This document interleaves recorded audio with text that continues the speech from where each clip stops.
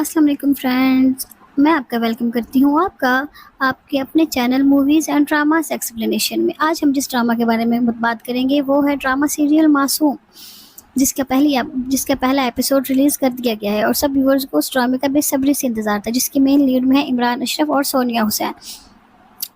Drama بہت ہی دلچسپ اور مزیدار ہے، اس کی سٹوری بہت ہی اچھی ہے۔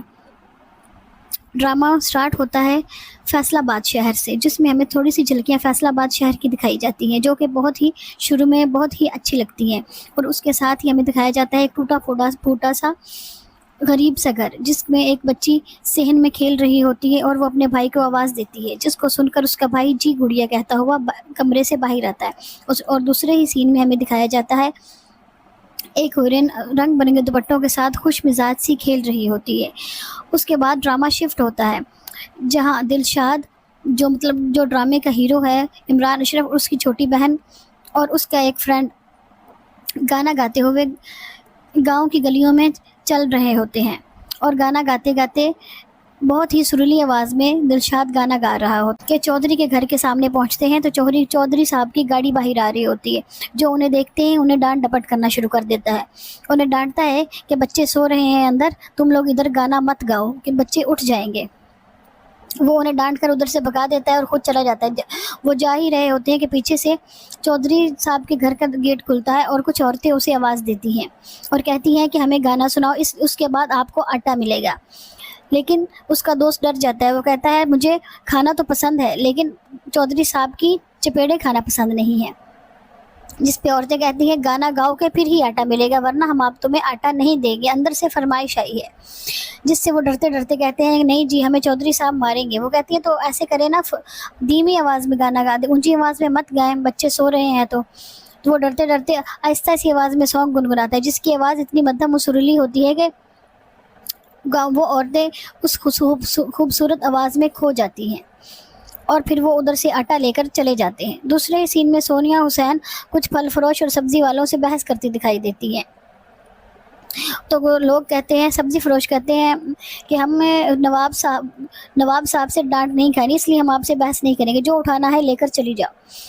لیکن اسے غصہ آ جاتا ہے، وہ باقی عورتوں سے بھی کہتی ہے کہ سبزی اور پھل بہت مہنگے ہیں، ہم لوگ یہ نہیں خرید، اور دوسری عورتوں کو بھی وہاں سے بھگا دیتی ہے، اور خود 1000 کا نوٹ گرا کر وہاں سے چلی جاتی ہے۔ جیسے ہی گھر پہنچتی ہے اس کی ماں کہتی ہے میں نے تو تمہیں کریلے لینے بھیجا تھا، تو وہ کہتی ہے اسے یاد آتا ہے کہ ہاں میں تو کریلے لینے گئی تھی، لیکن وہ اپنے پیسے بھی وہاں پھینک آئی ہوتی ہے۔ ماں کہتی ہے پیسے کہاں ہیں؟ وہ کہتی ہے اماں میں نے یہی اپنے دوپٹے کے ساتھ باندھے تھے، لیکن پتہ نہیں کہاں چلے گئے ہیں۔ اس کی ماں اسے ڈانٹتی ہے، تبھی دروازہ بجتا ہے، وہ بھاگ کر دروازہ کھولتی ہے، اسے لگتا ہے کوئی میرے پیسے لوٹانے آئے، لیکن ادھر اس کی دوست رجو آئی ہوتی ہے، جو کہتی ہے تمہیں سارے محلے کی تو خبر ہے لیکن اپنی دوست کی خبر نہیں، تمہاری دوست کے ساتھ کیا ہو رہا ہے۔ وہ کہتی ہے ایسے کرو پہلے 2 کلفیاں لے کے آؤ، میری اماں نے میرا دماغ گرم کیا ہوا ہے، پھر میں تمہاری بات سنوں گی کہ کیا ہوا ہے۔ اور ادھر دوسرے ہی سین میں ایک بوڑھی اماں کو دکھایا جاتا ہے جو کہ بہت ہی بے حال میں پڑی ہوتی ہے، اور دلشاد اور اس کا فرینڈ اس کے پاس چارپائی پر بیٹھے ہوتے۔ وہ اماں کو چھیڑتا ہے کہ تم 70 سال، اس کی عمر کا مذاق بنانا شروع کر دیتا ہے، جس سے اماں کو نظر نہیں آتا، وہ اسے مارنا سٹارٹ کرتی ہے چھڑی سے، لیکن اسے نہیں پتا ہوتا کہ دوست بھاگ کر دوسری طرف چلا گیا ہے، وہ اصل میں دلشاد کو مار رہی ہے۔ تو وہ کہتا ہے اماں میں ہوں دلشاد۔ وہ اسے پیار کرتی ہے، اور اس کی جہاں پہ اس نے مارا ہوتا ہے اس کے کندھے پر تیل لگاتی ہے اور اسے دعا دیتی ہے کہ تجھے شوق ہے نا کہ تو بڑا سنگر بن کر ٹی وی پہ آئے، آج میں تمہیں دعا دیتی ہوں کہ تو بہت بڑا سنگر بنے گا اور ہر گھر کے ہر ٹی وی میں آئے گا۔ دوسرے ہی سین میں اس کی بہن بچوں کے ساتھ کھیل رہی ہوتی ہے، اور وہ آتی ہے، وہ کہتی ہے تم لوگ ابھی تک ادھر بیٹھے ہو، ہم نے گانا گا کر مانگنے بھی جانا ہے، تم لوگ ابھی تک ادھر ہی بیٹھے ہو۔ تو وہ کہتے ہیں ہاں جلدی ہم چلتے ہیں۔ وہ ادھر سے چلے جاتے ہیں۔ دوسرے ہی سین میں نیلو اور اس کی فرینڈ رجو آپس میں باتیں کر رہی ہوتی ہے۔ وہ کہتی ہے اماں میرے لیے بہت برے رشتے لا رہے ہیں، مجھے شادی نہیں کرنی ہے، کوئی نمونوں کے رشتے پکڑ کر لا رہی ہے۔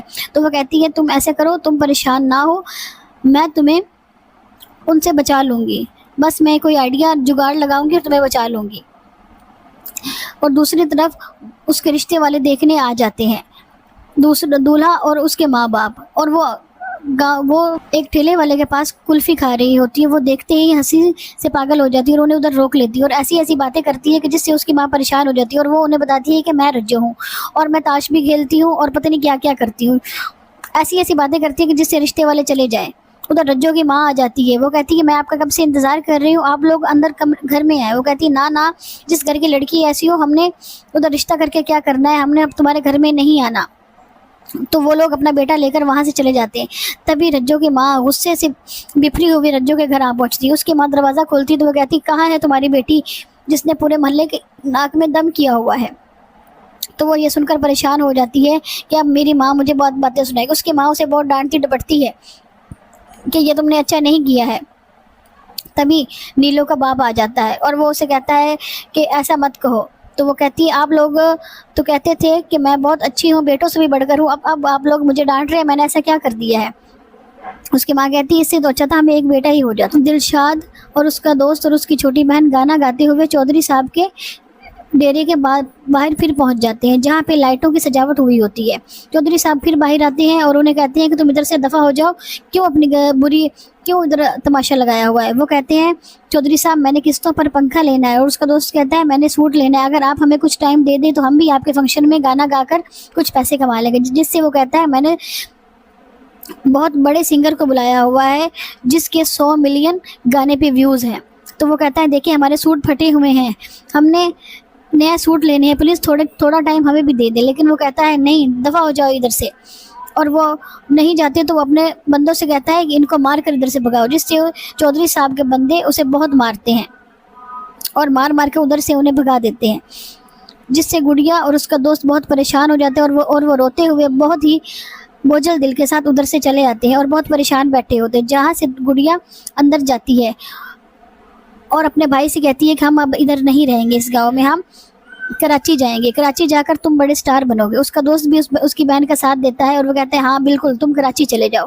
جس سے وہ گڑیا اپنا ایک گلک توڑ دیتی ہے جس میں کچھ پیسے جمع کیے ہوتے ہیں اس نے, اور سامان باندھ کر وہ کراچی کے لیے نکل پڑتے ہیں.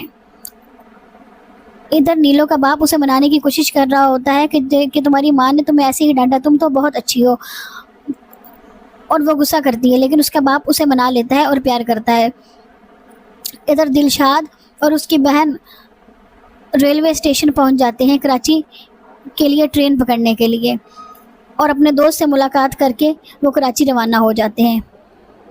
کراچی پہنچ کر دلشاد بہت خوش ہوتا ہے اور وہ کہتا ہے مجھے محسوس کرنے دے کراچی کی ہواؤں کو, جہاں میں نے بہت بڑا سپر سٹار بننا ہے. انہی لوگوں نے انہی ہواؤں نے مجھے سپر سٹار بنانا ہے. تو وہاں ایک لڑکا دکھایا جاتا ہے جو اس کے پاس آتا ہے اور کہتا ہے آپ لگتا ہے نئے کراچی آئے ہیں. وہ کہتا ہے ہاں جی میں پہلی دفعہ کراچی آیا ہوں. جس سے وہ کہتا ہے کہ میں نے سٹار بننا ہے, میں بہت اچھا گانا گاتا ہوں, میں ایک دن بہت بڑا سٹار بنوں گا. تو وہ کہتا ہے ٹھیک ہے پھر آپ میرے ساتھ ایک سیلفی ابھی سے لے لیں, ہو سکتا ہے آپ بہت بڑے سٹار بن جائے, آپ کے پاس ٹائم ہی نہ ہو اور پھر میں کیسے آپ سے سیلفی لوں گا, اسی لیے میں ابھی آپ کے ساتھ سیلفی لے لیتا ہوں. وہ کہتا ہے ٹھیک ہے تم میرے ساتھ سیلفی لے لو. لیکن وہ لڑکا کہتا ہے کہ میرے پاس تو موبائل ہی نہیں ہے, آپ مجھے اپنا موبائل دے دیں, اس سے میں آپ سے سیلفی لے لیتا ہوں, پھر میں نمبر سیو کر دوں گا, آپ مجھے سینڈ کر دیجیے گا. وہ بولا دلشاد مان جاتا ہے اور اسے اپنا سیل فون دے دیتا ہے اور کہتا ہے ٹھیک ہے تم اسے سیلفی بنا لو. لیکن وہ لڑکا اچانک کہتا ہے کہ تمہاری چھوٹی بہن کہاں ہے. وہ کہتا ہے میں نے چھوٹی بہن کو چائے کے لیے بھیجا ہے کہ چائے کا آرڈر دے. تو وہ کہتا ہے یہ بہت کراچی شہر ہے, یہ بہت برا ہے, تمہاری بہن چھوٹی اغوا ہوگی پھر کیا کروں. جس سے دلشاد پریشان ہو جاتا ہے اور اسے کہتا ہے کہ تم میرے موبائل اور سامان کا خیال رکھنا, میں اپنی بہن کا پتہ کر کے آتا ہوں. وہ بھاگ کر اپنی بہن کے پاس آتا ہے. ادھر فوراً وہ لڑکا اس کا سامان اور موبائل لے کر رفو چکر ہو جاتا ہے. جیسے ہی اس کی بہن اور وہ واپس آتے ہیں تو دیکھتے ہیں نہ لڑکا ہوتا ہے, نہ ان کا سامان اور نہ موبائل. وہ بہت پریشان ہو جاتا ہے اور اسے ادھر ادھر ڈھونڈتا ہے اور اپنی بہن سے کہتا ہے ہم تو کراچی پہنچتے ہی لٹ گئے ہیں. تو اس کی بہن کہتی ہے آپ کو کس نے کہا تھا کہ ایک اجنبی پر بھروسہ کر کے اس کا اپنا سامان اس کے حوالے کریں. تو وہ شہر میں ادھر ادھر بھٹکنے لگتے ہیں اور پھر ایک رکشے میں بیٹھ کر نیلو کے گھر جانے کی کوشش کرتے ہیں کیونکہ نیلو کی ماں ان کی دور کے رشتہ دار ہوتی ہے. ادھر نیلو کا باپ اپنی بیوی سے جھگڑا کر رہا ہوتا ہے کہ سارے فقرے رشتہ دار تمہارے ہی ہیں, یہ لڑکا ادھر نہیں رہے گا, جو بھی غریب تمہارا سارا خاندان غریب ہے, جو بھی ہوتا ہے تمہارا ادھر رہنے کے لیے آ جاتا ہے. میں اس کو ادھر رہنے کی اجازت بالکل نہیں دوں گا, اس لیے میں اس کا فون اٹینڈ نہیں کر رہا ہوں. بہت ڈھیٹ ہے, بار بار مجھے کال کری جا رہا ہے. ادھر نیلو کہتی ہے ابا آپ اپنا خون سفید نہ کریں, بلکہ آپ اپنا خون نہ خشک کریں, میں کال سن لیتی ہوں, آپ مجھے اپنا موبائل دے دیں. وہ اپنی بیٹی کو موبائل دے کر چلا جاتا ہے. تو اس کی بیٹی کال سنتی ہے جسے آواز نہیں آ رہی ہوتی, سگنل ڈراپ ہوتے ہیں, وہ اس کو آواز, وہ ہیلو ہیلو کرتی ہوئی کمرے سے باہر نکلتی ہے. تو دلشاد بالکل ان کے گھر کے سامنے رکشے سے اتر کر رکشے والے کا فون پکڑ کر اسے کال کر رہا ہوتا ہے, جو کہتا ہے کہ ہمارے ساتھ, وہ فون پہ اسے پوری روداد سنانے کی کوشش کر رہا ہوتا ہے کہ ہمارے ساتھ اصل میں کیا ہوا ہے, جس سے اس کی بہن دیکھ لیتی ہے کہ پیچھے اس نے نیلو گیٹ کھول کر دروازے کے باہر آ جاتی ہے, اور وہ دیکھ لیتی ہے کہ وہ فون پر بات کر رہا ہے, اور وہ فون بند کر کے ادھر سے جواب دینا شروع ہو جاتی ہے. لیکن دلشاد کو پتہ نہیں چلتا, اسے لگتا ہے کہ وہ فون پر ہی بات کر رہا ہے, اور وہ اپنی ساری باتیں ویسے ہی سنا رہا ہوتا ہے, جسے نیلو بہت مزے لے کر انجوائے کرتی ہے اور رکشے میں بیٹھ کر سننا شروع کر دیتی ہے. اور وہ کہتا ہے کہ آپ سب کچھ کیسے سن رہی ہیں, آپ کو میری آواز آ رہی ہے؟ وہ کہتی جی میں آپ کو سن بھی رہی ہوں اور اپنی گناہ گار آنکھوں سے دیکھ بھی رہی ہوں. جسے دلشاد کہتی ہے کیا آنکھیں بھی گناہ کرتی ہیں؟ اور یہی ڈرامے کا اینڈ ہو جاتا ہے. اب آنے والی قسطیں بہت مزیدار ہونے والی ہیں, دیکھتے ہیں آگے سٹوری کس جانب بڑھتی ہے. ابھی تک کے لیے اتنا ہی. اگلی نیکسٹ پارٹ کے لیے اور نیکسٹ ایپیسوڈ کی سٹوری سننے کے لیے ہمارے چینل کے ساتھ بنے رہیں گے, اور چینل کو لائک